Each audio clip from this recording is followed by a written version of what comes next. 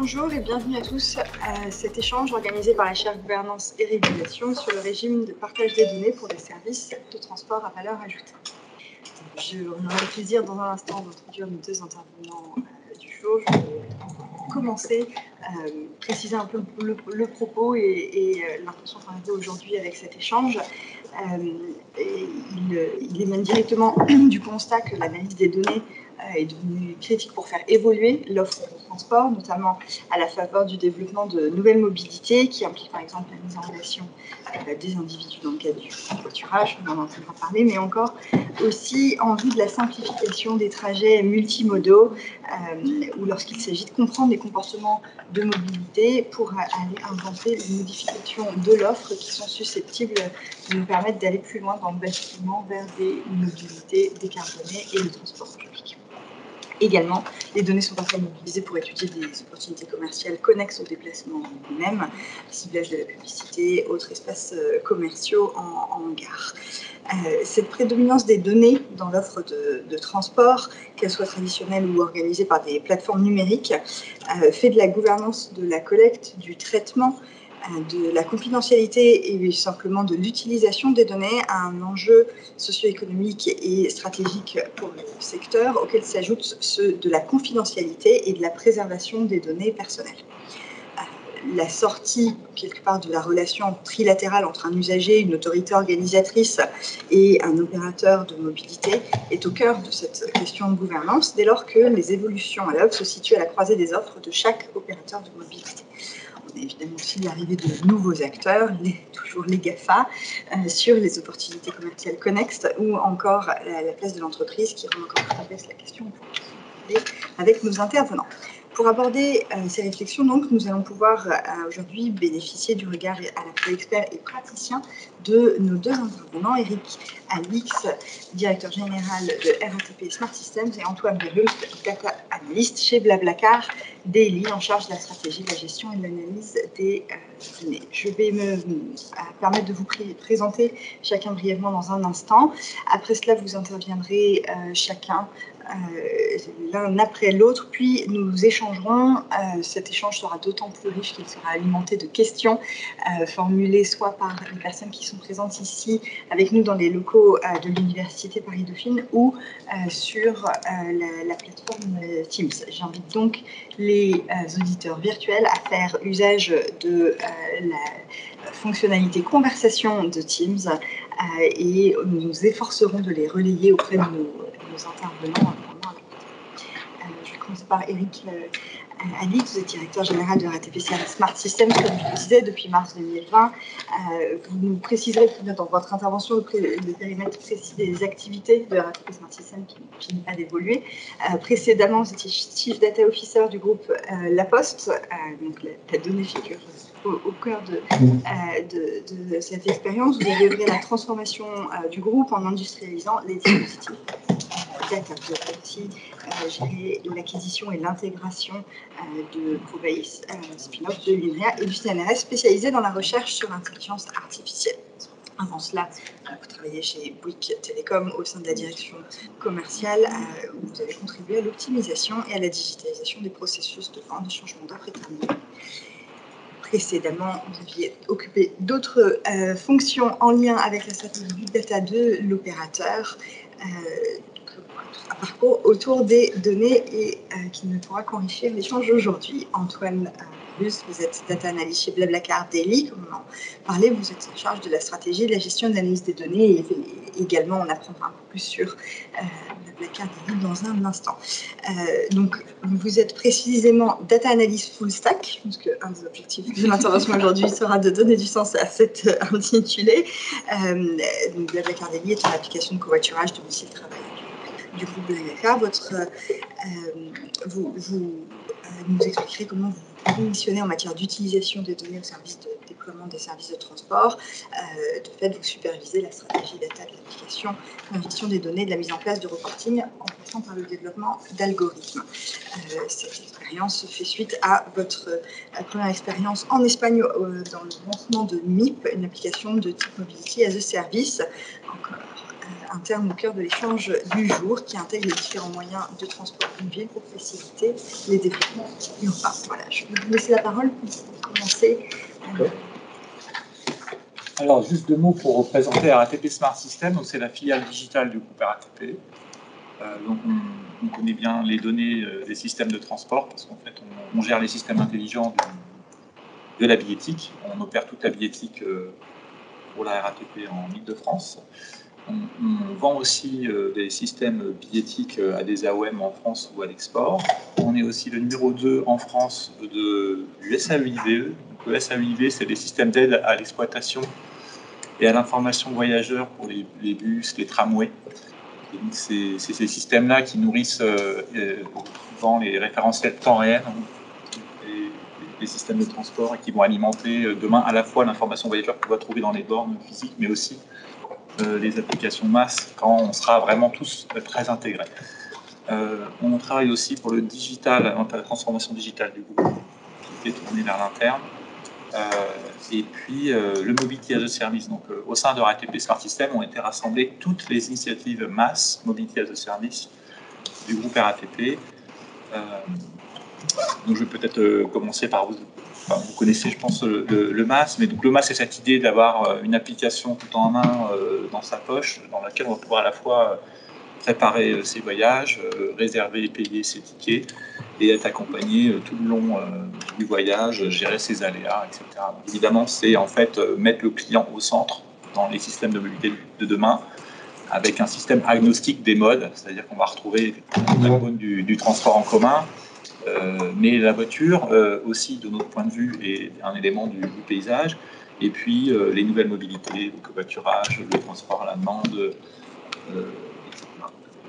donc la finalité du Mobility as a Service, c'est bien de contribuer à des objectifs sociétaux, qui sont les objectifs des Smart Cities, la congestion, la pollution et évidemment les émissions de CO2, la mobilité étant, représentant à peu près, c'est la première source d'émissions, 30%, la moitié c'est sur la voiture, et donc il y a cette idée demain qu'on peut avoir un usage plus raisonné de la voiture en allant combiner tout un tas de modes partagés à l'intérieur d'applications mass qui vont vous proposer un parcours parfaitement fluide.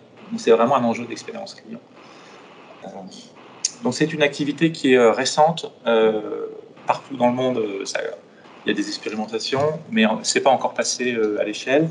Chez nous, on a une loi qui est sortie au mois de juillet dernier, qui est de la LOM, l'orientation des mobilités. Dedans, il y a régule un peu les interfaces, on va dire, entre les différents acteurs, que ce soit les MSP, Mobility Service Provider, donc ceux qui opèrent des services de mobilité, les MAS qui sont agrégateurs, et puis l'autorité organisatrice qui, dans la LOM, a un rôle d'organisation sur son territoire de l'ensemble des mobilités.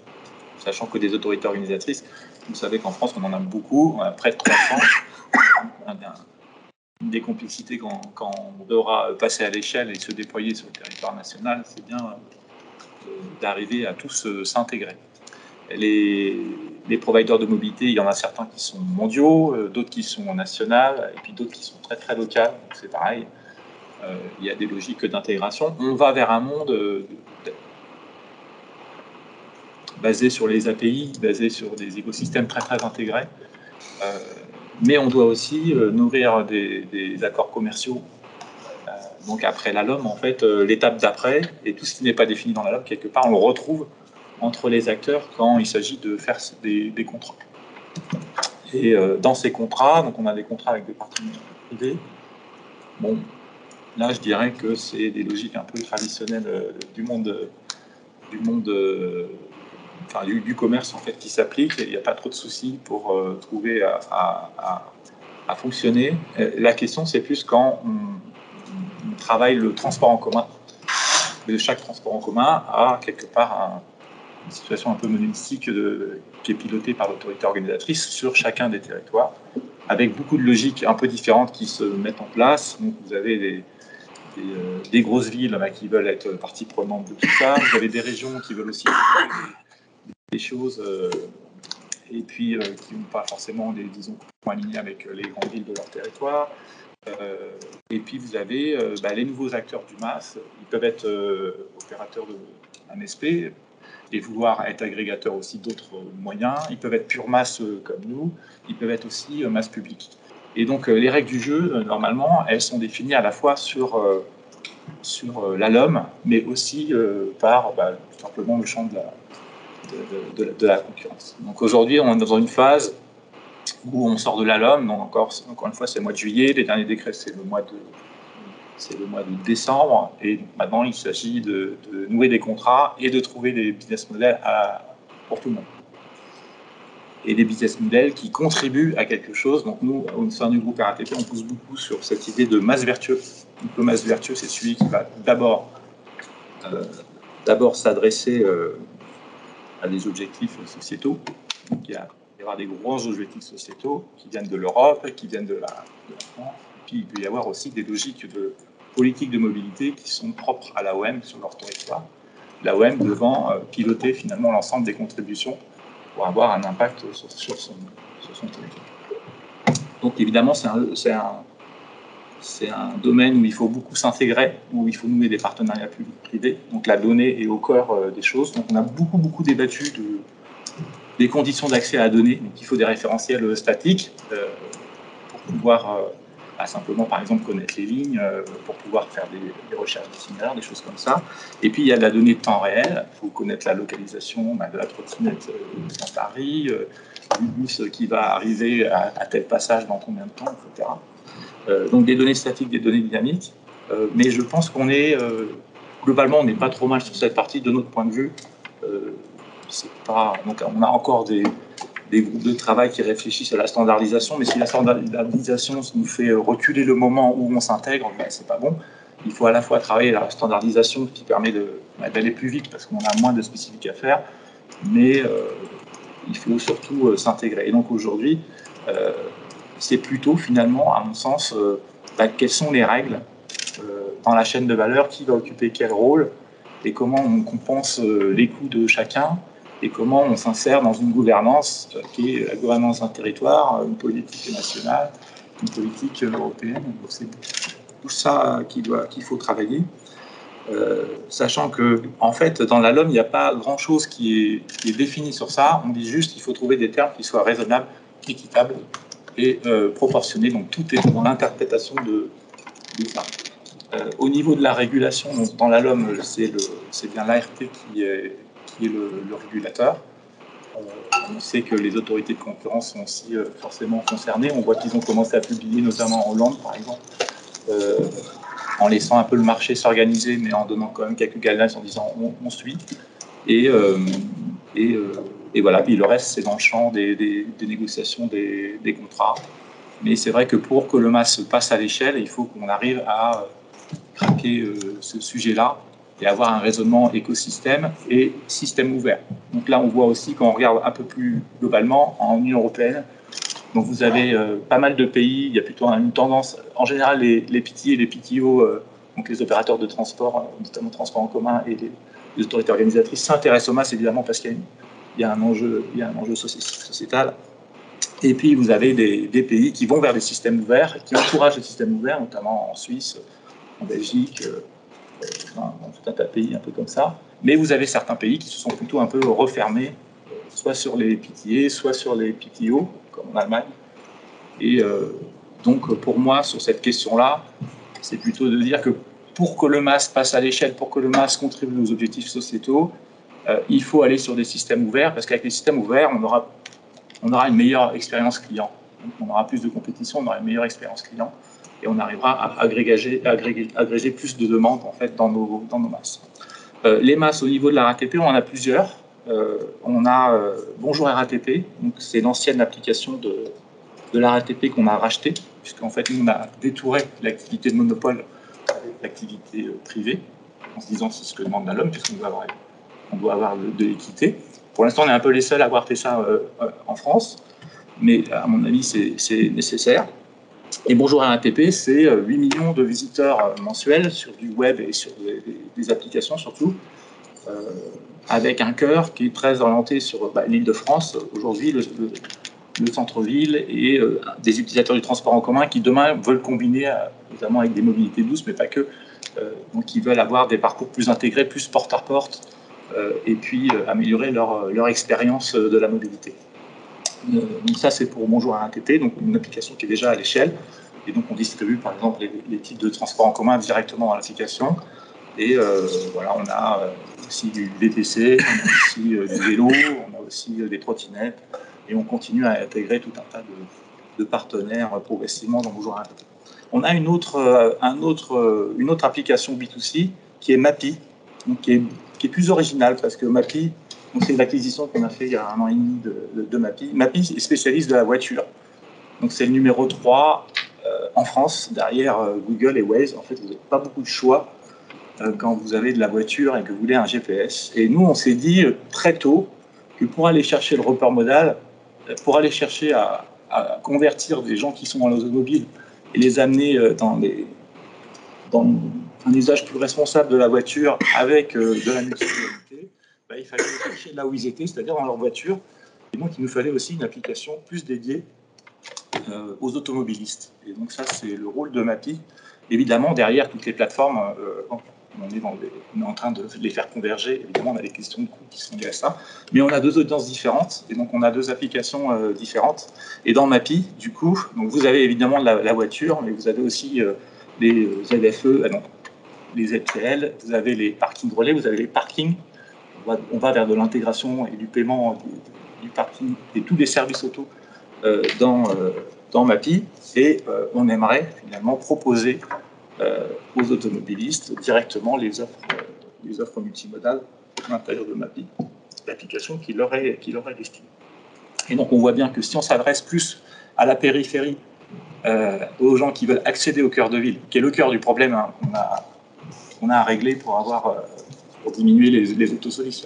Donc c'est les gens en périphérie qui n'ont pas forcément le choix, parce que l'offre de transport n'est pas assez dense. Donc il faut évidemment travailler sur l'offre, il faut intégrer tous les services, mais pour certains, il faut les accompagner peut-être à un parking avant l'accès en centre-ville, et puis tous les jours, en fait, les accompagner dans leur choix, en disant là, tu as le choix, tu es en voiture, tu peux aussi faire autrement. Et voilà, donc c'est la façon dont on articule ces 2 applications B2C. Après, on pense qu'il faut faire contribuer les entreprises aussi. Vous savez qu'il y a le forfait mobilité durable qui est aussi dans la LOM. Et donc, on se lance aussi sur des offres entreprises qui sont très en synergie avec nos 2 applications masse de B2C. Et puis, par ailleurs, on se dit que si des tiers veulent aussi avoir une application en marque blanche, on peut leur vendre cela en marque blanche.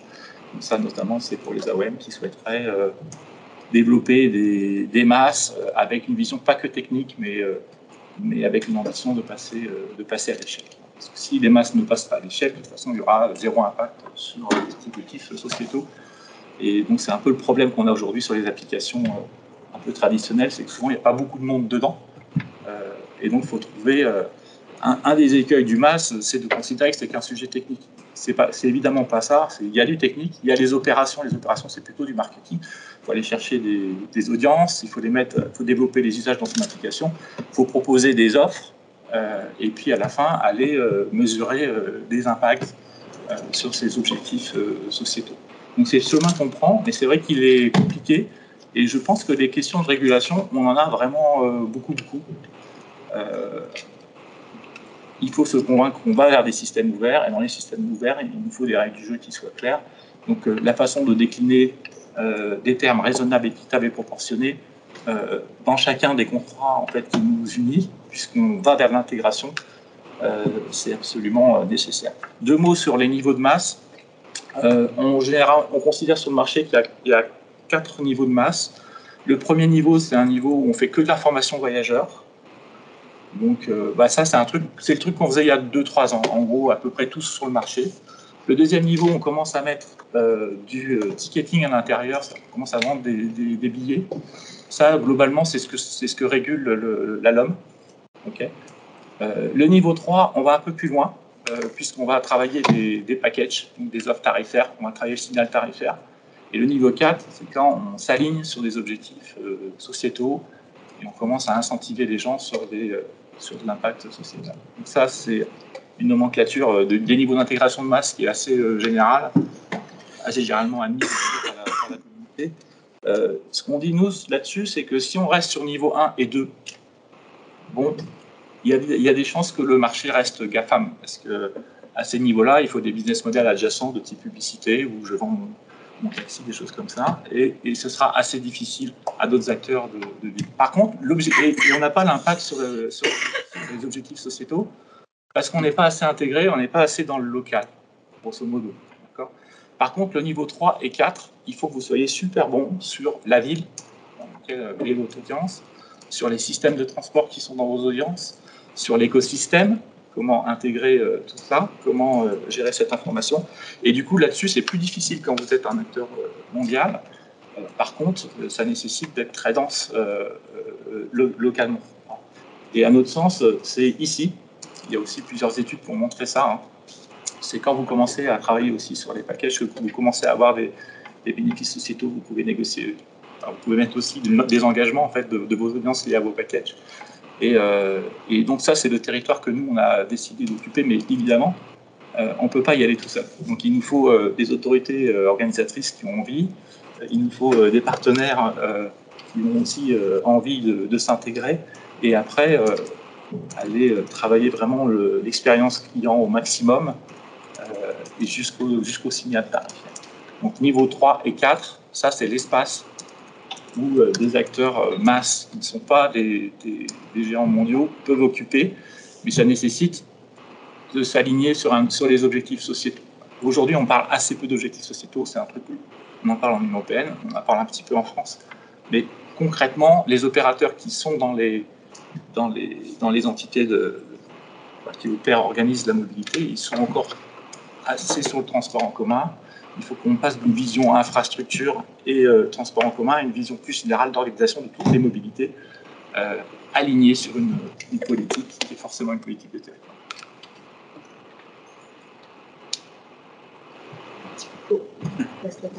Super, merci beaucoup. D'abord, merci à la chaire Gouvernance et Régulation de m'avoir invité aujourd'hui. Il est clair que quand on parle de transport de données, Blablacar est très content d'être associé au débat. Et aujourd'hui, Blablacar est une société qui se dit de type tech, qui fait partie de la French Tech, qui participe à des conférences comme Viatech qui va arriver bientôt.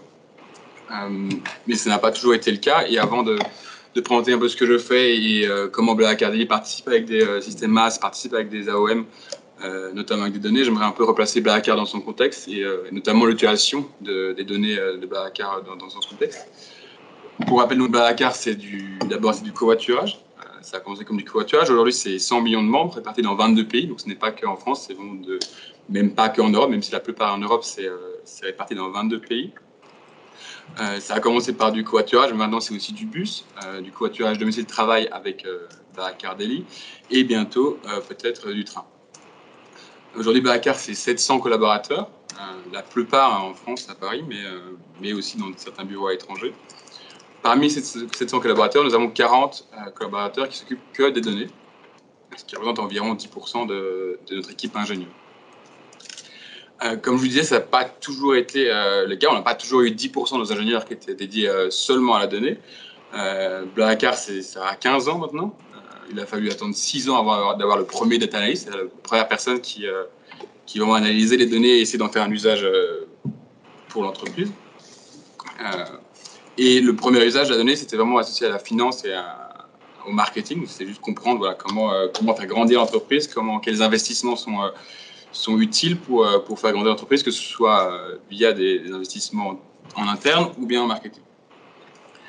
Ça, c'était la première chose, et c'était que des data analysts.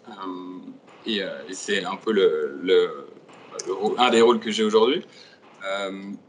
Et je vais un peu vous expliquer aussi ce que veut dire data analyst full stack via cette l'histoire de la donnée chez Blablacar.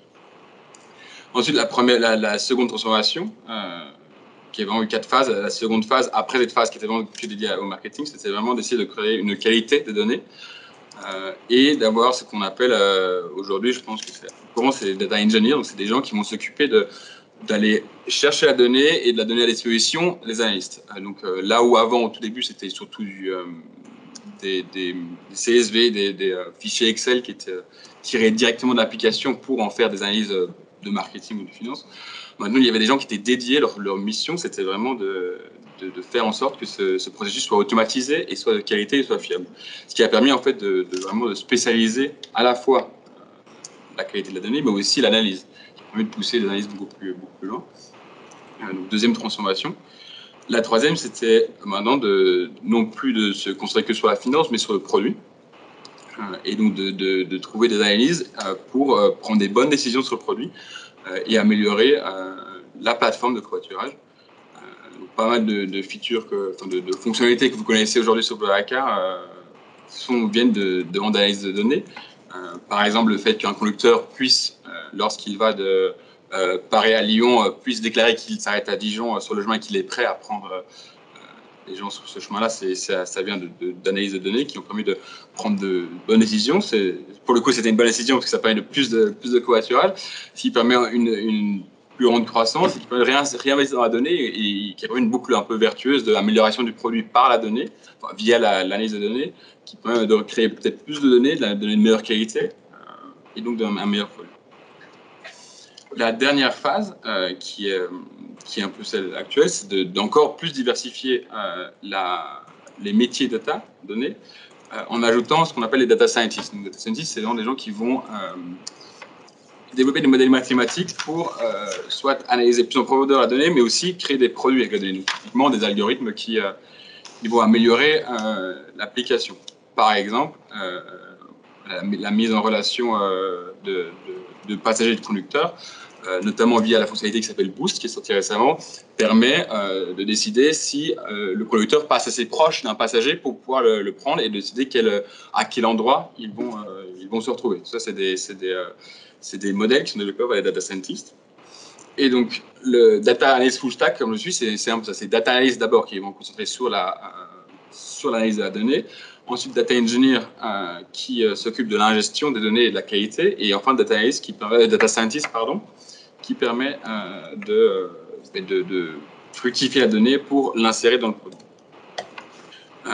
Tout ça, ça a pris environ 10 ans, je dirais. C'était quelque chose qui, quand je suis arrivé, n'était pas arrivé évident, mais qui a vraiment mis beaucoup de temps. C'est des itérations, c'est incrémental.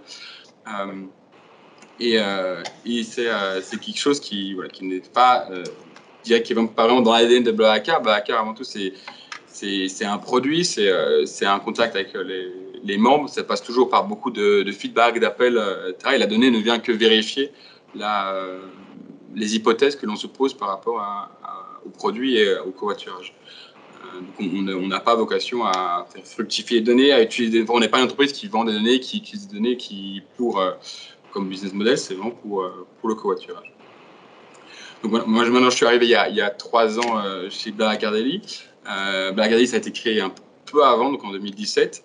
Et dès le début, Blablacar Daily a décidé d'avoir un data analyst et associé avec un data engineer qui venait de Blablacar, mais d'avoir vraiment cette data au centre du produit, ce qui montre un peu un changement culturel.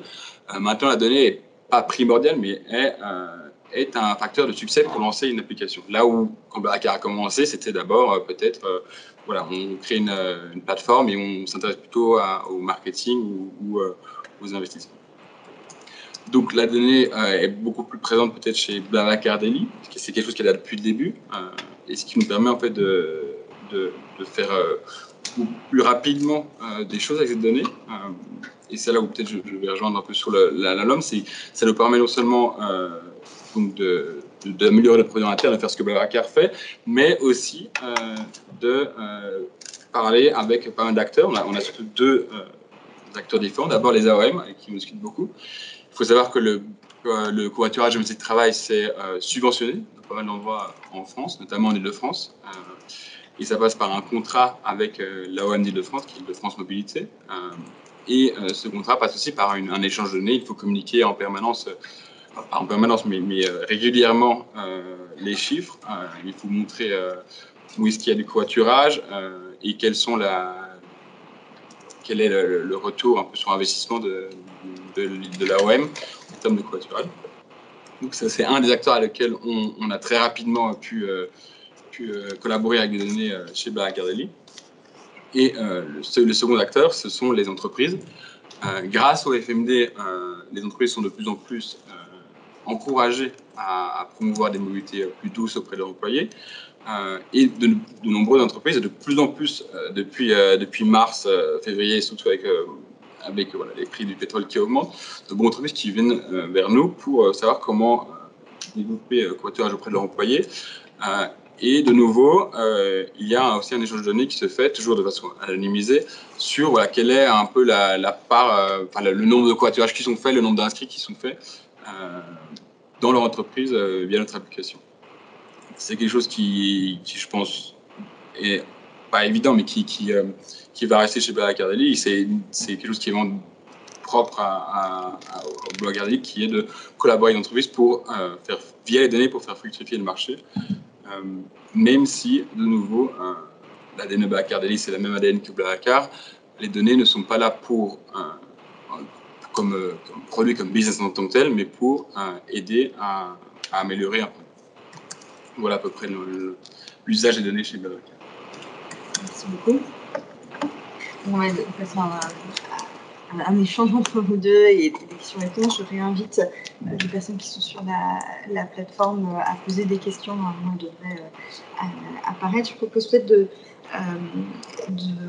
repartir d'un élément qui m'a semblé commun dans vos interventions. Vous évoquez que les données chez Blablacar sont au cœur du produit, du business model, voire permettre de déterminer de rémunération, de subventions par certaines AOM. Et M. Lee, vous avez évoqué le fait que la norme prévoit un critère économique sur le partage de la valeur dans ce secteur de transport basé sur les données qui soient avec des conditions raisonnables, équitables, proportionnées. Concrètement, comment est-ce que vous voyez ceci se mettre en place? Qui vérifie? Est-ce que les acteurs sont invités à traiter bilatéralement et en cas de difficulté à se tourner vers une autorité de règlement ou est-ce qu'on pourrait s'orienter vers une régulation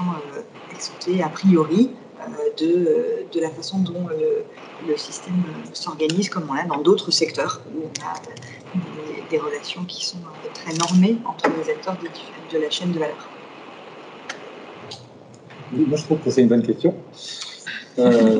Aujourd'hui, ça se passe pas bien parce que simplement, la LOM, c'est nouveau, donc en fait, personne ne sait comment faire. En fait, c'est un problème de mettre en compte, on ne sait pas comment faire.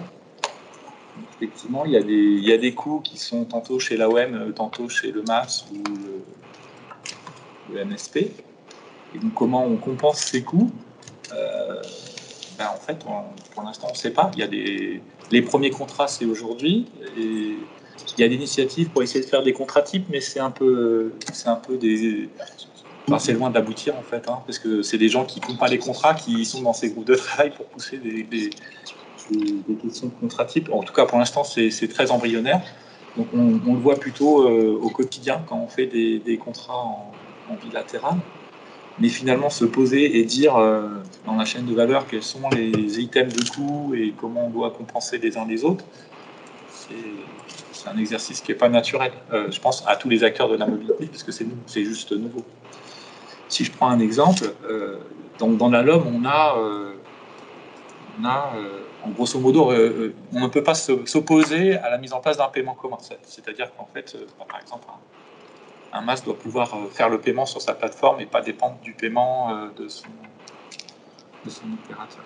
Mais si moi je prends le paiement commun, je vais prendre les dépenses auprès des banques et je vais utiliser un PSP, un Payment Service Provider. Donc il va me prendre un pourcentage des ventes, donc c'est moi qui vais devoir le payer. Mais si je ne suis pas compensé, et jamais bien sûr j'ai envie de le faire, mais jamais je vais pouvoir le faire. Et donc, si on ne dépile pas cette chaîne de valeur, et cette chaîne de valeur, elle doit être équitable, c'est-à-dire que ce qui est accordé entre un AON et un MAS, l'autre MAS doit avoir la même chose, mais l'autre MAS ne se positionnera pas forcément de la même manière. Donc, il faut arriver à avoir une espèce de structuration de la méthode pour faire ça, Et je pense qu'en France, on est vraiment au tout début et on ne sait vraiment pas du tout comment faire. Après, c'est là où, effectivement, on pourrait se dire s'il y avait une régulation qui structurait la méthode, et voire même les coûts, ce serait un énorme gain de temps pour tout le monde. Mais en attendant, peut-être il faut aussi que les acteurs se mettent ensemble pour trouver, c'est quand même plus facile et opérationnel. On a du mal à parler de ça parce que la première réflexe, en fait, c'est de se dire bon, je me mets un peu en conformité avec la loi. Je suis en écart, je me mets un peu en conformité, par quoi je commence. Et tout le monde a envie un peu de contrôler par rapport à une situation qui est inconnue. Et du coup, les choses se développent pas. Ou alors, elles vont mettre 10 ans à se mettre en place. Enfin, j'exagère, évidemment. Mais si ça met trop longtemps, si les acteurs mettent trop longtemps pour se mettre en conformité avec la LOM et trouver de façon opérationnelle le mode opératoire pour pouvoir se mettre d'accord, en fait, toutes les initiatives vont mourir avant qu'on ait commencé à passer à l'échelle et avant qu'on ait commencé à avoir un impact. Donc c'est un peu la situation dans laquelle on est. Oui, tout à fait. En covoiturage, je pense qu'on a la chance d'avoir ce qui s'appelle le registre de preuves du covoiturage, qui est un peu cette instance dont vous parlez, qui permettait un peu de rassembler les différents acteurs, puisque cette entité, c'est une entité d'État. C'est quelque chose dont on a vraiment la chance d'avoir en France, qui permet de rassembler les différents acteurs du covoiturage pour certifier et avoir une façon unique de prouver et d'envoyer les données aux collectivités, donc les AOM. Concrètement, chaque acteur de covoiturage, le Black Academy n'est pas le seul dans le ministère du Travail, envoie des données à cette instance. C'est une start-up d'État via un système d'API. Et ces données sont utilisées pour certifier que X covoiturages ont été faits, par exemple, en Île-de-France. Et donc ça marche très bien parce que ça permet de mettre tout le monde sur la même table. Il y a des réunions qui sont faites régulièrement pour améliorer cette façon de faire, s'accorder sur comment on envoie les données, qu'est-ce qui est envoyé, comment faire en sorte que les données qui sont envoyées répondent aux besoins des AOM, et ça nous protège un peu de beaucoup de discussions unilatérales entre les collectivités et les providers, les applications de covoiturage.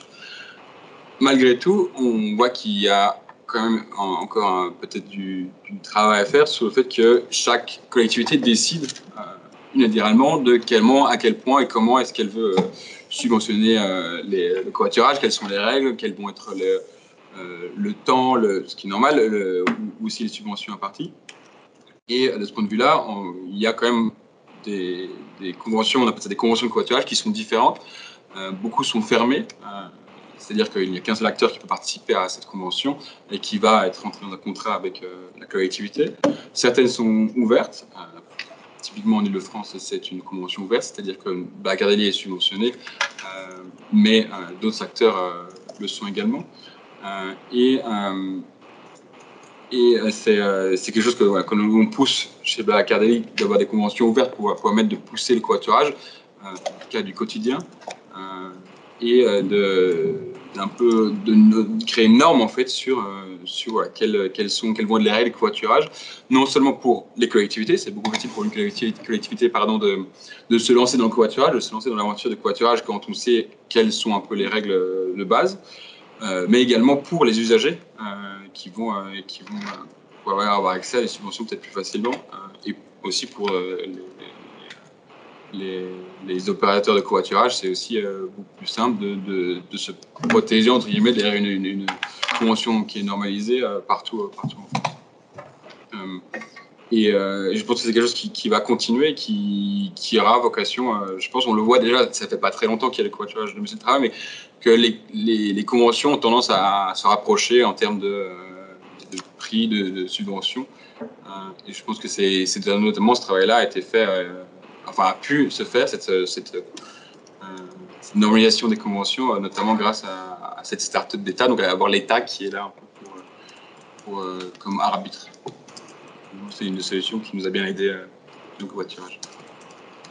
On entend beaucoup une dialectique ouvert-fermé dans vos interventions. On a une question d'un participant justement sur ce sujet qui demande est-ce qu'il serait plus facile dans les systèmes fermés de trouver comment partager les coûts et demain la valeur.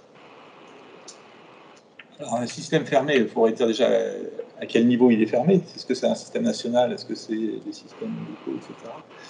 Mais fondamentalement, l'idée du MAS, c'est de mettre le client au centre. Et pour mettre le client au centre, il faut avoir la meilleure expérience client. Et dans la meilleure expérience client, il y a celle des MAS, mais il y a aussi celle des GAFAM, en fait. Donc, il faut être au standard, on va dire, des meilleures applications. Et donc, vous avez intérêt pour avoir une expérience client, à ne pas avoir un système trop administré. Parce qu'on est dans l'univers du digital en réalité. Hein, c'est bien la LOM, ce qu'elle accompagne, c'est l'arrivée du digital dans les mobilités. Donc il faut à la fois que les mobilités se décloisonnent. Donc là aussi, c'est pareil, si vous administrez trop, en fait, vous allez prendre un prisme transport en commun majeur et vous n'allez pas laisser assez de place à l'agrégation de tous les opérateurs qui amènent un plus et qui connectent en fait les services les uns avec les autres. Et ce travail sur l'expérience et sur le passage à l'échelle, c'est là où un peu de compétition, c'est bien parce que en fait, notre intérêt, c'est pas tellement d'être plus ou moins bien que le voisin. Notre intérêt, c'est d'aller mettre beaucoup de gens dans ces applications. Parce que ces applications ont un rôle, en fait. Hein, c'est d'accompagner les changements de routine. On voit bien qu'on a des routines de mobilité. Avec l'arrivée du Covid, on a eu un gros truc qui a fait que quelque part, on prend plus de choix de mobilité maintenant qu'on en prenait avant. Hein. Il y a 15 ans, maintenant, on disait métro, boulot, dodo, donc on avait vraiment des routines qui étaient très, très établies. Maintenant, c'est beaucoup moins le cas. Je peux décider de rester chez moi, de décaler mon heure de départ, de changer de mode, d'enchaîner de mode. Donc, il y a plus de décisions à prendre. Et de l'autre côté, vous avez une autre régulation qui va arriver et qui va quelque part aider, c'est les villes qui régulent leur accès au centre-ville. Donc, réguler l'accès au centre-ville. Quand vous réduisez les places de parking, le nombre de places de parking dans une ville, vous allez mécaniquement allonger le temps voiture du gars qui n'a pas le parking. Et demain, il y a des ZFE, des ZTL, c'est pareil. En fonction de ma vignette, en fonction du jour, du moment, s'il y a pollution, si machin, les règles elles changent. Donc, comment on fait pour que les citoyens ils arrivent à s'adapter? C'est qu'il faut aussi leur donner les moyens de prendre leurs décisions, de faciliter le choix. Et pour faciliter le choix, il faut gober toutes ces données, et vraiment elles sont nombreuses. Hein. Être masse, c'est vraiment aller accéder à beaucoup de données open source, beaucoup de données des partenaires, et puis arriver à mettre de l'intelligence avec l'intelligence artificielle. Voilà. C'est vraiment faire ce travail-là. Mais pour simplifier la prise des décisions qui reste une décision du citoyen, en fait. Hein. C'est moi qui vais décider de prendre ma voiture ou de prendre le transport en commun plus un vélo. Et donc, on a besoin d'avoir, si on veut impacter les choix, et si on veut aussi que ces systèmes de régulation d'accès à la ville puissent se mettre en place, qu'ils soient acceptables, il faut donner des moyens. Donc, des moyens, c'est à la fois d'avoir des offres qui permettent de réduire l'écart d'expérience entre l'autosolisme, le gars qui prend tout seul sa voiture pour faire du porte-à-porte, et puis les autres choix. Et puis, il faut forcément, travailler, à mon sens, les partenariats publics-privés, mais arriver à les aligner sur des objectifs sociétaux. Donc, dans la LOM, on dit que l'autorité organisatrice, elle doit non plus avoir uniquement sa casquette. C'est plus une AOT, hein, c'est une AOM, donc organisatrice des mobilités. Certaines commencent à prendre des responsabilités sur la gestion des routes, qui n'étaient pas avant de leur précaré. Et donc, il faut commencer à avoir des raisonnements globaux. Et par exemple, si vous mettez le masque dans une DSP, sans doute vous allez être choisi par un opérateur de transport qui va être choisi. Est-ce que cet opérateur de transport, il va raisonner juste transport en commun ou il va raisonner sur toutes les mobilités? Donc c'est là où il faut laisser un petit peu, à mon avis, des marges de manœuvre sur le marché. Par contre, il faut que ce soit raisonnable, équitable et proportionnel. Et d'une certaine façon, la LOM a un peu tranché, parce que au moment de la LOM, ces débats ont eu lieu. Et au départ, c'était parti très ouvert. Et puis après, il y a eu un espèce d'équilibre. Dans la LOM, vous avez des garde-fous pour les autorités organisatrices. Et que les prix ne puissent pas être moins chers. Enfin, en tout cas, il faut forcément avoir l'autorisation de l'autorité organisatrice quand vous vous travaillez sur les prix, vous avez les données, toutes les données qui permettent d'avoir une vision globale des mobilités. C'est quelque part des obligations qu'ont aussi les acteurs à les donner. Donc il y a tout un tas de trucs comme ça dans la LOM pour arriver à faire cet équilibre entre public et privé. Ça, c'est pour la France. Et après, si on regarde sur l'Union européenne, vous avez un peu tous les mouvements, mais le sens général qu'on voit arriver, c'est plutôt les systèmes ouverts. Donc, ceux qui ont plus compris et qui sont un peu plus en avance, on va dire, ils poussent les systèmes ouverts. Et je pense qu'au cœur du raisonnement, il y a l'expérience client. Si on ne veut pas que tout le monde soit uniquement dans Google Maps et dans Apple, il faut qu'on ouvre des terrains de jeu très locaux, où vous avez une connaissance fine de la ville, une connaissance fine des réseaux, parce qu'à ce moment-là, vous êtes meilleur dans la multimodalité. Et il ne faut pas qu'on ait un raisonnement par mode. Si vous êtes par mode, vous avez raté. Vous décloisonnez les modes et travailler l'expérience client. Donc c'est plutôt des réseaux ouverts. Et après, c'est pas si compliqué que ça à faire, mais c'est vrai qu'il y a besoin un peu de se régler. Là. Oui, je suis tout à fait d'accord. Je pense que à la fois le MAS et le covoiturage de travail, c'est quelque chose qui est encore très précoce, qui n'est pas encore complètement mature. Et il faut arriver à comprendre comment est-ce qu'on peut aider les utilisateurs à voyager au quotidien, que ce soit via une MAS ou via le covoiturage de travail. Et le fait d'avoir des conventions fermées et d'un peu limiter la compétition, ça permet peut-être de faciliter une type de masse ou une type de covoiturage de travail, mais ça ne permet pas de se concentrer peut-être sur l'expérience de l'utilisateur et lui permet de choisir quelle est sa façon de voyager au quotidien via le covoiturage. C'est pour ça que nous on est sur des systèmes ouverts pour essayer d'abord de comprendre. Je vous expliquais que la donnée, elle servait à comprendre l'utilisateur, que BlaBlaCar, nous, notre ADN, c'est vraiment essayer de comprendre comment est-ce que les gens voyagent au quotidien, que ce soit, ou même voyagent de manière générale, que ce soit dans des bus, dans des covoiturages ou tous les jours avec un covoiturage régulier. La question, c'est pas vraiment de cloisonner déjà maintenant le covoiturage ou le MAS. Je parle plus pour le covoiturage, je vais laisser M. Alex parler pour le MAS, mais le covoiturage, mais de le pousser si c'est une volonté publique peut-être de limiter l'autosolisme, de limiter la place de la voiture dans les transports du quotidien. Bien sûr, il faut un support de quelque part, notamment des AOM, et c'est pour ça que les conventions, il faut des conventions, il faut quelque chose qui soit un peu prévisible. Mais ce n'est pas encore quelque chose qui a vocation à être, je pense, là, craquer des ménos. Il faut encore laisser, je pense, une place à l'innovation et peut-être toujours laisser une place à l'innovation parce que je pense que les mobilités vont changer. Il y a pas mal de choses, il y a pas mal de moments qui vont influencer la mobilité et c'est quelque chose à garder à l'œil. Et les données sont là pour supporter des intuitions, supporter des politiques, mais pas là pour arrêter, je pense, une façon précise de... Oui, je voudrais juste rebondir sur ce que vous venez de dire tous les deux. Il y a deux questions un peu différentes. Il y a la question, effectivement, d'analyser ex post des données qui permettent de mieux comprendre les comportements, mieux comprendre comment on peut améliorer l'expérience client, etc., etc. Et donc là, on voit bien comment, finalement, des solutions relativement ouvertes de partage de données entre les différents acteurs permet aux autorités publiques comme aux entrepreneurs d'imaginer des business models, d'imaginer des nouveaux services, etc., etc. Maintenant, il y a la question opérationnelle, en fait, d'intégration des services, surtout des masses de niveau 3-4. Donc, plus on va vers l'intégration visant une meilleure expérience client, finalement, plus la granularité des données à partager et même leur côté temps réel doit être très fort, en fait. Et donc, du coup, on se heurte aussi, typiquement, pour offrir de l'expérience client très, très, très bonne, on doit passer à des données qui ne sont pas anonymes, en fait, d'une certaine manière, puisque justement, on veut offrir un service sur mesure à chaque client, etc. Et donc, du coup, effectivement, au-delà de la LOM, il y a aussi le RGPD, etc., etc., toutes ces obligations-là qui font que En réalité, il faut créer un système. Enfin, la seule solution, c'est de créer un système entre guillemets fermé pour partager de l'information. Alors, le système le plus fermé, finalement, c'est certains des GAFAM qui vont, enfin, ou d'autres, hein, mais de la plateforme qui intègre en fait.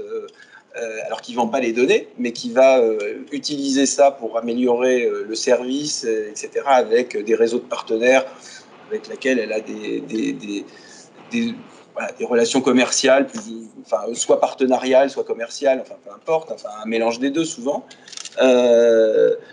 Mais on ne voit pas très bien comment, en fait, ou alors on a une alliance entre partenaires égaux en droit, etc. Mais ça pose des problèmes, j'imagine, justement du point de vue de la régulation et de la LOM, parce que dedans, il y a nécessairement des opérateurs, comme vous l'avez signalé, qui sont en position monopolistique, et donc qui ont aussi des obligations d'ouverture pour laisser les nouveaux entrants rentrer, enfin, etc. Donc comment vous voyez cette question, en fait, de la gestion, de la granularité, du temps réel, enfin, etc., pour intégrer les services? Il y a données et données, en fait. Oui. D'abord, il y a un premier truc, c'est l'utilisateur de l'application, il a un contrat tacite avec l'application, et qui est réglé d'ailleurs régulé par le RGPD. C'est-à-dire qu'il va autoriser tout un tas de captures de données directement dans l'application. Donc ça, quand l'utilisateur il le fait vis-à-vis de son application, il le fait pour son application, il ne le fait pas pour tout le monde. Et puis après, évidemment, il y a des données qui doivent être ouvertes, les données statiques, par où passent mes transports en commun, etc. Et puis il y a des données qui sont plus temps réel, qui intéressent, on veut savoir où est la trottinette, où est le bus, et donc ça, c'est tous les systèmes qui sont utilisés. Et donc, s'ils sont achetés par les AOM dans leur cahier des charges, ils doivent prendre en compte ce truc-là et obliger tous ces systèmes à être transparents, quoi. Et à la limite, de moins en moins, on aura besoin de données statiques, parce que si la donnée elle est en réel, elle est meilleure. Mais pour l'instant, c'est pas encore complètement clair. Et donc je pense pas que ce soit dans l'utilisation de la donnée, en fait, qu'on a besoin d'être un géant ou pas. Enfin, ça aide d'être un géant, mais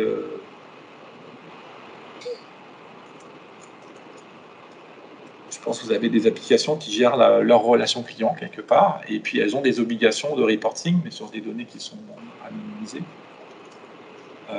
Et puis après, vous avez des initiatives un peu plus évoluées. Donc vous avez, c'est pas encore passé, mais dans la loi climat, par exemple, vous avez cette idée de demain obliger les voitures à communiquer leurs données GPS. Mais là, ça pose plein de problèmes.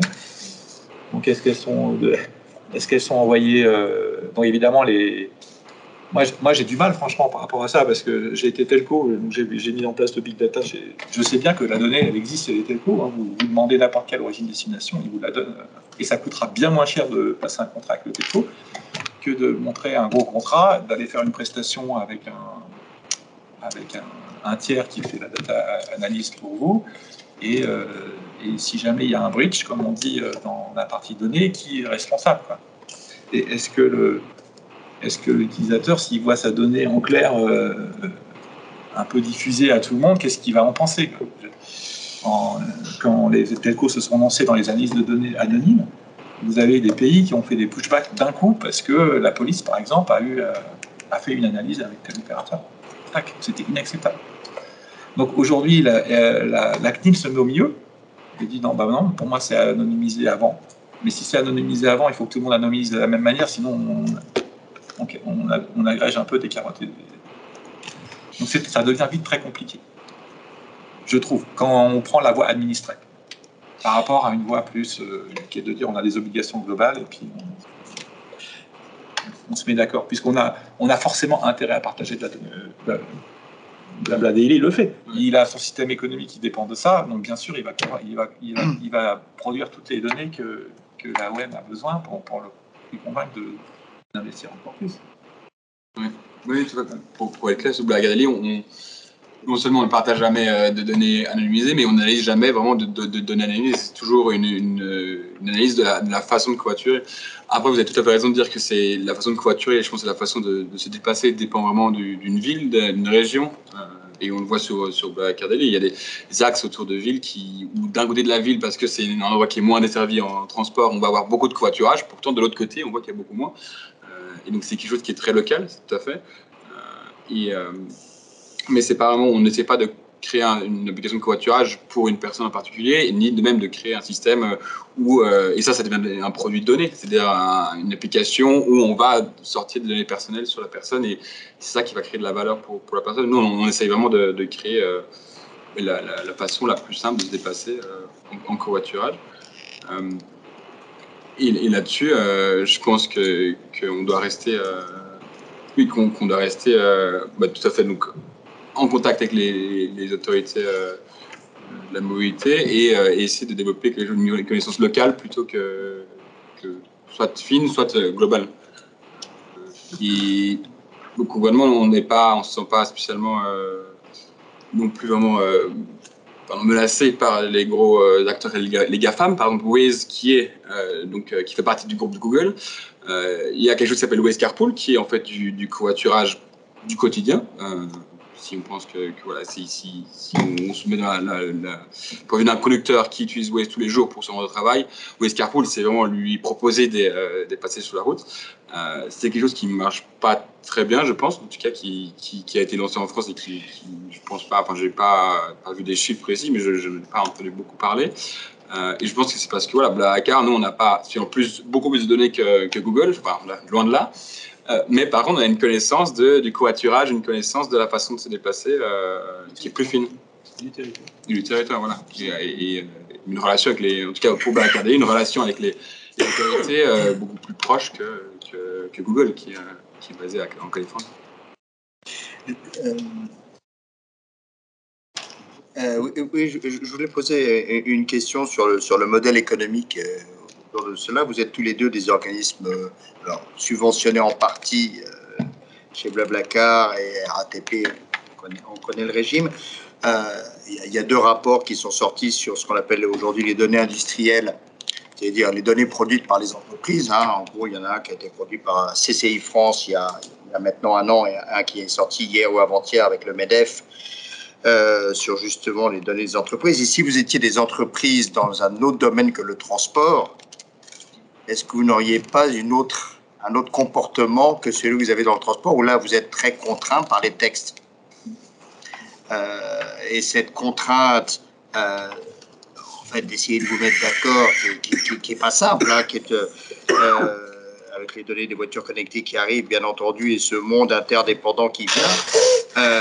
La question que je me pose simplement, c'est que est-ce que le régime de données ouvertes systématique est possible, enfin, est souhaitable même, et deuxièmement, est-ce que la notion de gratuité des données, qu'une entreprise normale ne se poserait pas, parce que pour elle, si elle décide de mettre certaines données, elle peut les mettre gratuites, elle peut les mettre payantes, elle est libre de son modèle économique, si je puis dire.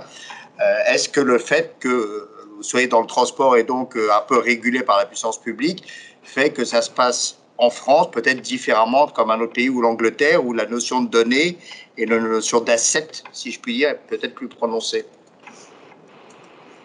Je pense que cette question des données, elle se retrouve partout. On a les mêmes discussions à l'Union européenne qu'on avait en France. Ce qui est caractéristique de la France, c'est qu'on est plus, on est plus vite dans le droit, en fait.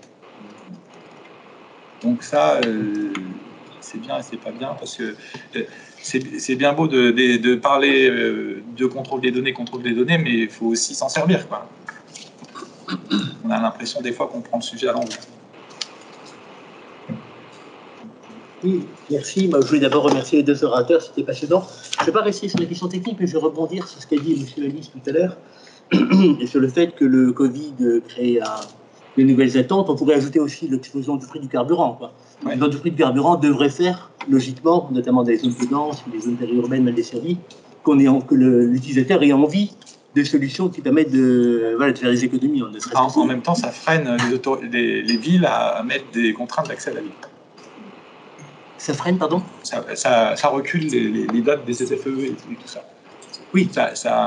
Oui, mais disons par rapport à ces éléments qui devraient quelque part créer un marché entre guillemets pour ça, comment est-ce qu'on explique finalement que ce soit si lent, ce que vous avez dit, et d'où la première question, c'est est-ce que ce soit pour le covoiturage domicile-travail ou que ce soit pour les systèmes intégrés type masse, est-ce qu'il y a des bonnes pratiques européennes qui permettent, qui seraient une référence, qui serait plus en avance que nous et qui nous permettrait. Bon, on a beaucoup parlé d'Helsinki dans le temps. Bon, voilà. Qu'est-ce que vous pouvez dire là-dessus? Et puis deuxièmement, sans rentrer dans la technique, qu'est-ce qui bloque le plus? Est-ce que c'est effectivement, il y a la question qu'on se pose tous, la question des données, de l'accès aux données, mais il peut y avoir aussi une autre considération. Ça peut être aussi pour l'utilisateur. Est-ce que l'utilisateur lui-même, il n'est pas un peu perdu? Est-ce qu'il sait où regarder, quoi, finalement? Il peut avoir des offres multiples de covoiturage, par exemple. Il peut avoir différents services qui lui proposent des choses, et puis finalement, il y a des dispersions. Voilà les deux questions un peu globales. Merci. C'est l'objet des masses de simplifier, en fait, l'expérience client, et notamment parce qu'avant, s'il n'y a pas de masse, il n'y a que des applications monomode, et donc il faut avoir beaucoup d'applications, et comme il y en a trop, on va se retrouver juste sur les quelques-unes qui deviennent essentielles, et finalement, ça referme plutôt que ça ouvre. Donc, par contre, dans un masse qui agrège, en fait, on va faire le meilleur calcul. Les utilisateurs, ils demandent quoi, en vrai? Ils demandent de gagner du temps. Il y a toujours la question de budget et la question de confort. Quels que soient les modes, hein, on fait des enquêtes, quelles que soient les populations, vous avez ces trois trucs-là. Et les recherches d'itinéraires font ces calculs. Donc il faut absolument qu'ils fassent aussi les calculs sur le CO2. Hein. On a ça dans nos applications. Le temps, le calcul, le budget et le CO2. Et derrière, il faut éveiller la curiosité de chacun pour aller regarder les alternatives. Donc ça peut être les alternatives aujourd'hui, mais ça peut être aussi, je regarde globalement ma mobilité sur un mois, j'ai un tableau de bord qui permet de réfléchir un peu, est-ce que je pourrais faire les choses différemment.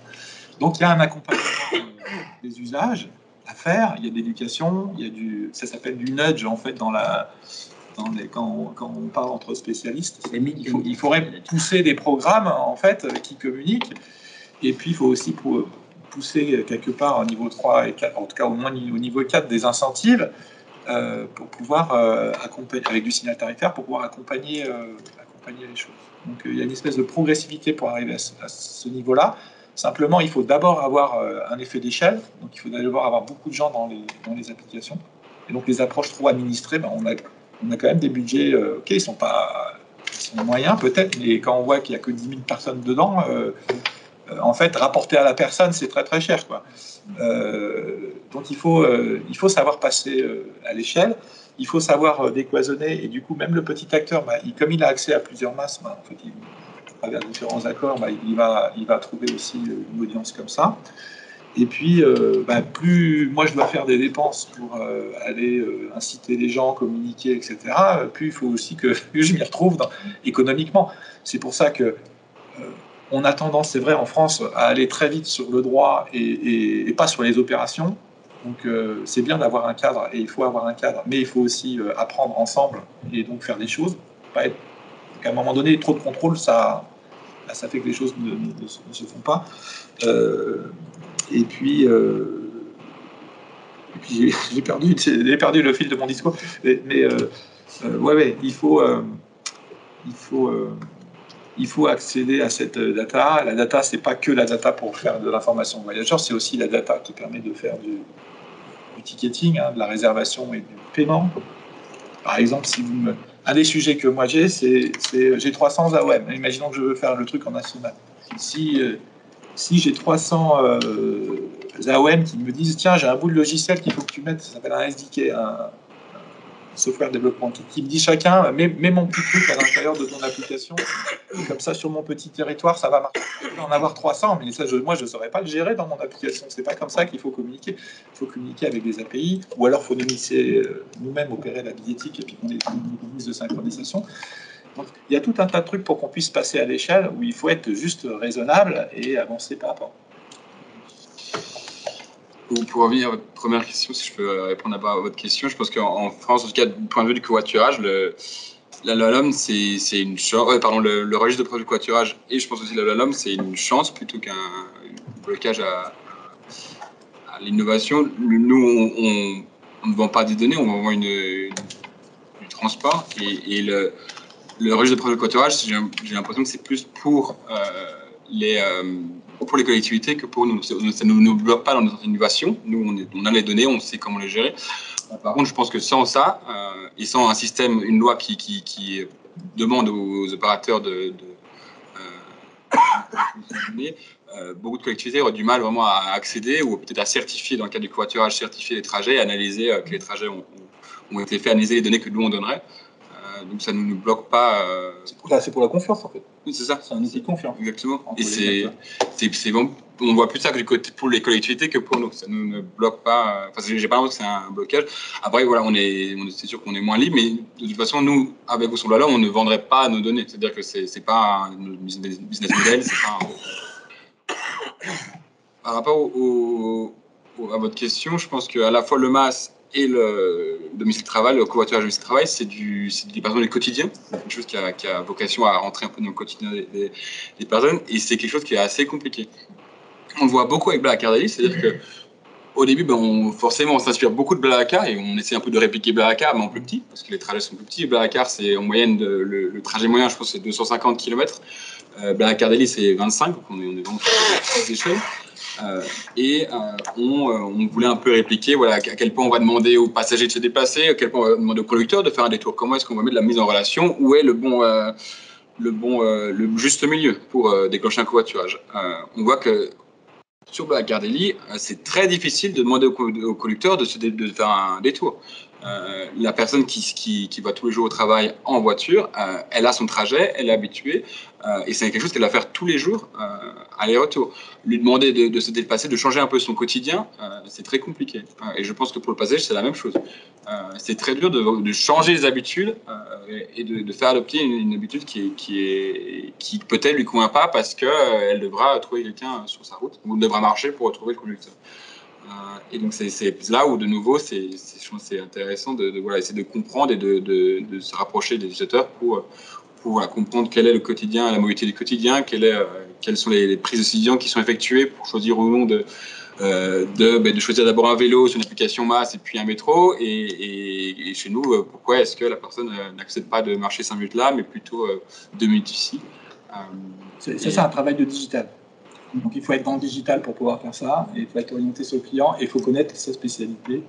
Voilà. Par rapport à dire j'embrasse tout, et si le système est trop fermé, je pense qu'il y a peu de chances qu'on trouve ces réglages. Le fait de dire combien de temps le conducteur il peut se dérouter pour pouvoir avoir quelqu'un sur sa route, ou alors d'aller en plus convaincre l'entreprise pour dire on fait des gens pour pouvoir faire la partie utiliste. Donc en fait c'est plutôt en agrégeant les forces de chaque acteur, mais en les combinant, on aura une solution. Et puis sinon, ce qui se passe en fait, sinon on ne changera pas la part du consommisme. Si on ne fait rien, on aura une expérience transport en commun et haute mobilité qui sera trop en écart pour pas mal de gens par rapport à garder sa voiture. Et ce curseur-là, il n'est pas facile non plus à régler parce que ça dépend vraiment de là où vous habitez, là où vous allez travailler, vraiment de vos déplacements. Si vous êtes loin, mais vous êtes proche d'un nœud ferroviaire, par exemple, oui, vous aurez beaucoup plus de... L'écart en temps, il va beaucoup plus se réduire. Si vous êtes loin, vous n'avez pas trop le choix. Ou alors, il ne faut pas travailler là où vous travaillez, mais ça, c'est une autre considération. Donc, on voit aussi des articulations, d'ailleurs, entre masse et urbanisme. Il y a cette idée de dire demain, il ne faut pas étendre la ville comme ça, mais plus le long des... Une question sur la plateforme qui fait un peu écho à l'échange, mais je crois pas la relayée qui dit dans quel pays moins juridique le partage de données est-il plus productif? Dans quel pays moins juridique? Plus on va vers le nord, plus c'est inspiration libérale. On est un peu plus... on a notre tradition française. Et l'Union européenne doit, quelque part, elle essaye de faire un texte, là, je pense que ça va fonctionner. Et ils ont deux modèles, ils ont un modèle français et un modèle finlandais.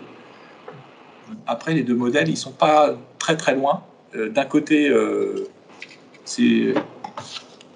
donc il y a des avantages et des inconvénients un peu des deux, je dirais. Ce qui est sûr, c'est qu'il y a moins de flou dans la formulation dans la formule finlandaise. On parle beaucoup plus des API, il y a moins d'interprétation. Mais quelque part, ça veut dire un peu la même chose normalement, si tout le monde décode le texte de la même manière. Après, la différence des concepts juridiques, c'est que ça s'interprète. Ouais. Ah ouais. Mais les deux juristes, ils vont le lire différemment. Ouais. Nous qui suivons beaucoup les textes, enfin, pardon, moi je préside une association qui s'appelle le GF2I, où on travaille beaucoup sur les textes européens, sur les datas qui sortent. On s'aperçoit de deux choses. C'est que d'abord, la compréhension des textes européens est très compliquée, demande un grand investissement et un partage entre ingénieurs et juristes pour se mettre d'accord sur qu'est-ce qu'on met derrière tel mot. Ça, c'est la première chose. Et on s'aperçoit, et ça c'est un deuxième problème, que les traductions françaises des textes européens faites par la Commission sont floues. Dans le domaine du numérique, en tout cas, de la donnée, en tout cas, puisque c'est notre sujet de prédilection, on s'aperçoit qu'ils sont flous. Donc, facteur aggravant.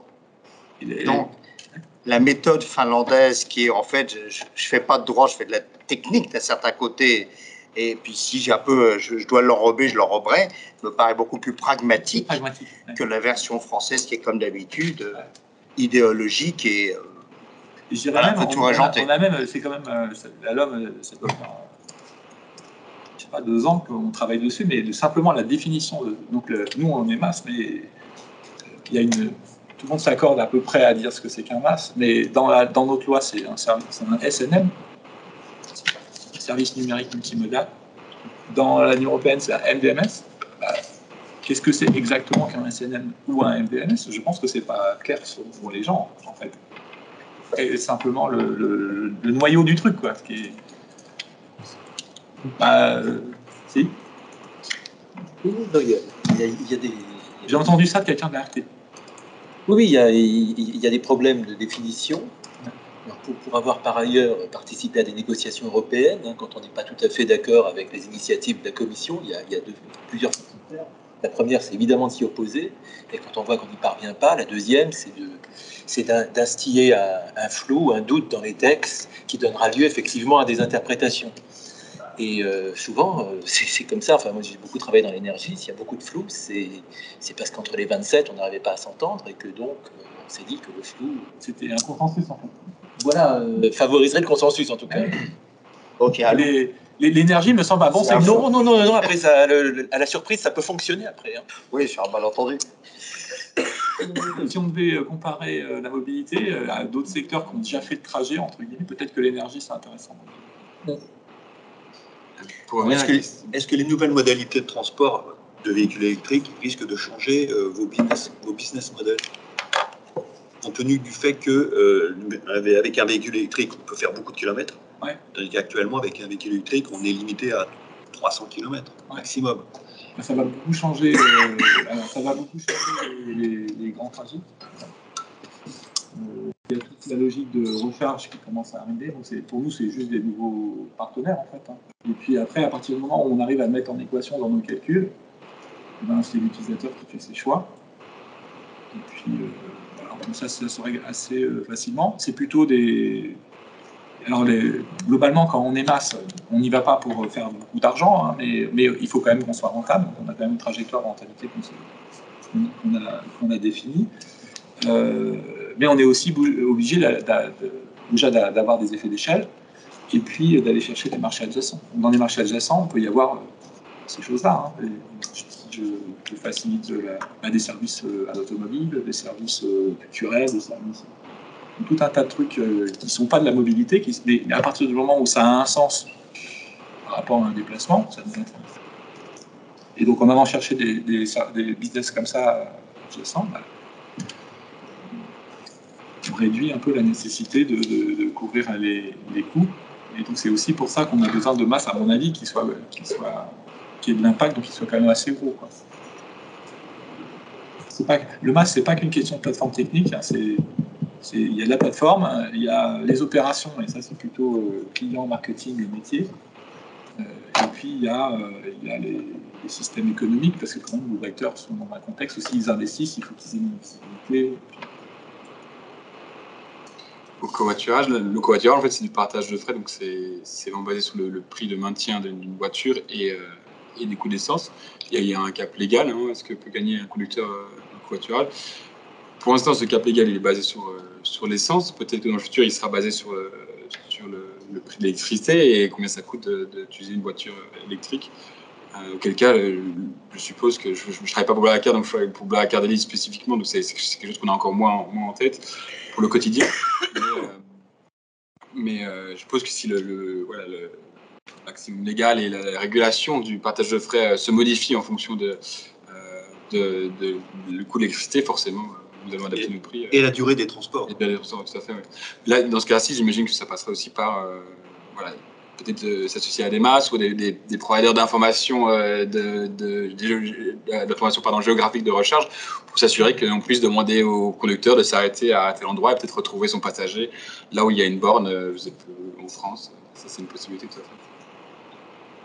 Oui, ça rajoute des choses, mais en fait, je pense que ça se gère assez naturellement.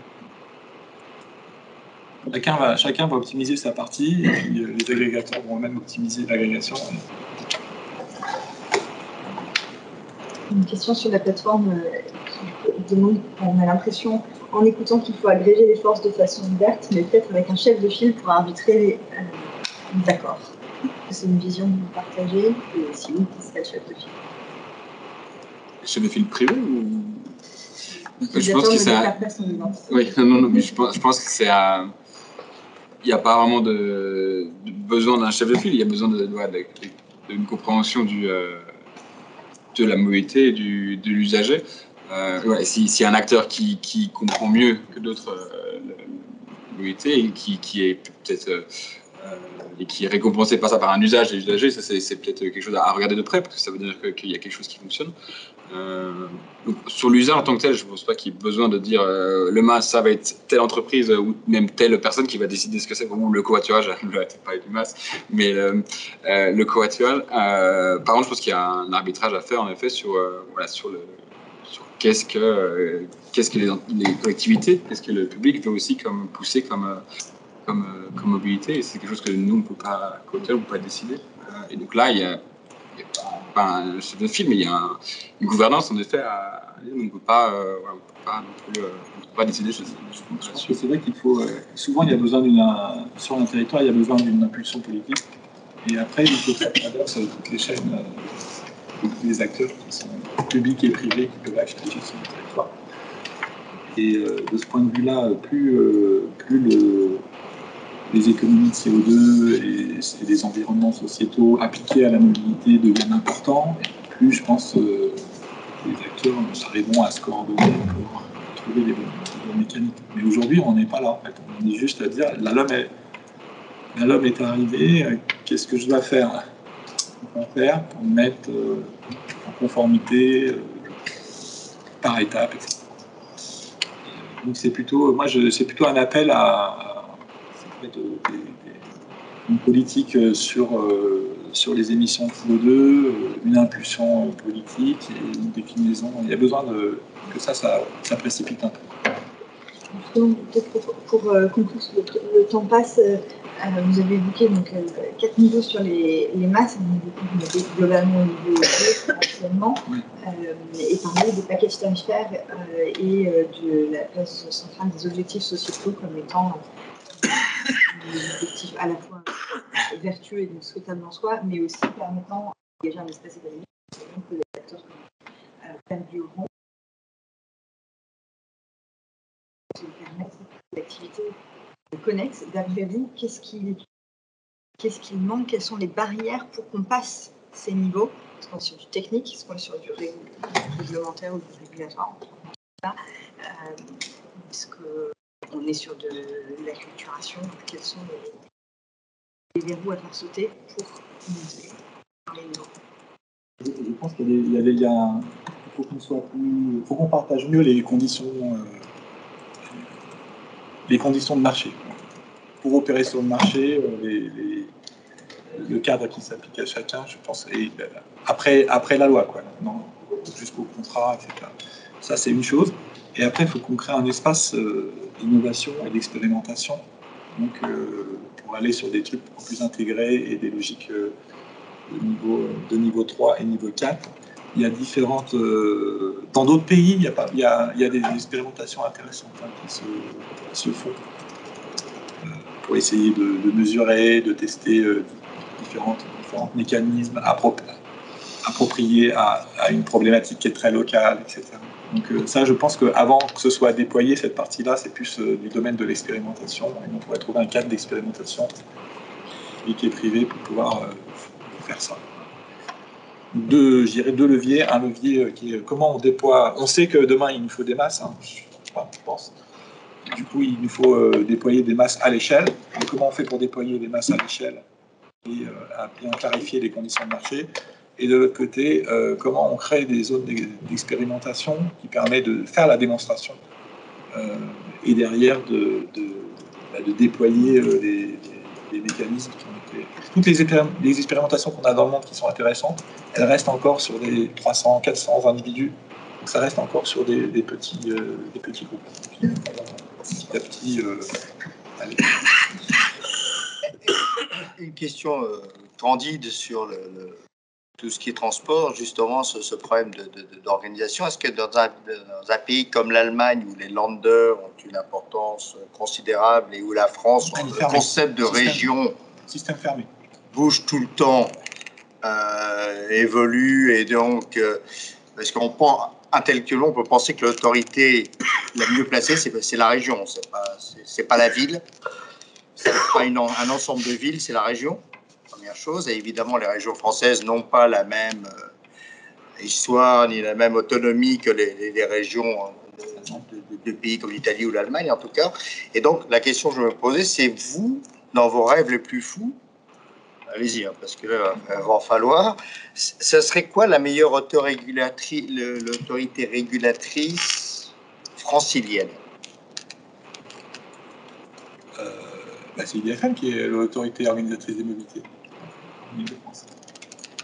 Donc après, nous on est acteur national. On aimerait bien avoir une simplification nationale. Pour autant, on pense que les logiques de mobilité elles sont très liées au territoire. Donc forcément, il y a les autorités organisatrices dedans, il y a les régions dedans. On disait ça un peu au début. Hein. On voit qu'il y a des stratégies qui sont différentes sur les régions et sur les AWEB des grandes villes. Et le pire, c'est l'attentisme. Donc, à partir du moment où il y a du mouvement, des choses se construisent et chacun va pouvoir un peu copier ce qu'il y a de meilleur sur le. Mais il y a quand même un truc national. Si je peux peut-être intervenir, je crois que la loi elle a tranché cette question en définitive.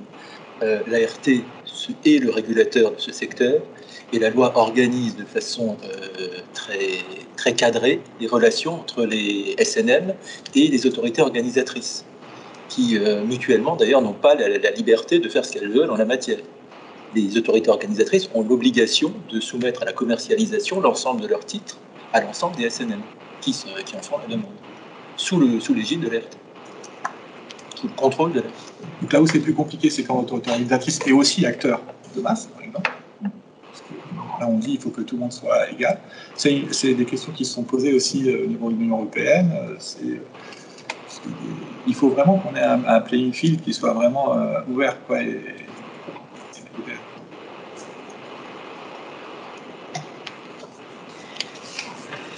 Merci beaucoup. Merci tous les deux de passer votre analyse. Écoutez, merci beaucoup d'abord pour les deux interventions très intéressantes et merci Catherine d'avoir animé ce débat et de l'avoir organisé. Merci aux participants en ligne et dans la salle de l'avoir aussi animé. On reviendra un peu sur ces questions, alors pas uniquement sur les questions de partage des données de transport, des données de mobilité, mais d'une manière plus générale des partages des données. Dans un colloque qu'on organisera en collaboration avec le Conseil général de l'économie le 29 septembre au matin, et où on abordera d'ailleurs des expériences dans différents secteurs, et comme ça on adressera les questions de Guiberto sur qu'est-ce qui se passe dans les autres secteurs, et d'ailleurs il est un des intervenants de ce colloque. Donc voilà, on reviendra sur ces questions-là, et de toute façon on est beaucoup en train de travailler sur ces questions-là du côté de la chaire, puisque plusieurs thèses, plusieurs travaux de recherche sont développés autour de ces questions de partage des données, de modèles d'affaires, voilà, il y a des thèses aussi qui sont à la limite des sciences des données, justement, sur les stratégies d'obfuscation des données pour partager les données tout en étant conforme, etc. Voilà, on a une coopération étroite qui démarre sous l'égide de l'ADEME avec Blablacar sur les masses d'ailleurs, mais donc pas les masses locaux, mais les masses interrégionaux. Donc voilà, donc il y aura de toute façon, ce sont des sujets sur lesquels on va continuer à travailler. Et le prochain événement parrainé par la chaire aura lieu. Alors il y en aura un certain nombre en septembre. Je ne vais pas tous les annoncer parce que ça serait totalement inutile. Mais il y en a un qui a lieu avant la trêve estivale, qui aura lieu le 1er juillet.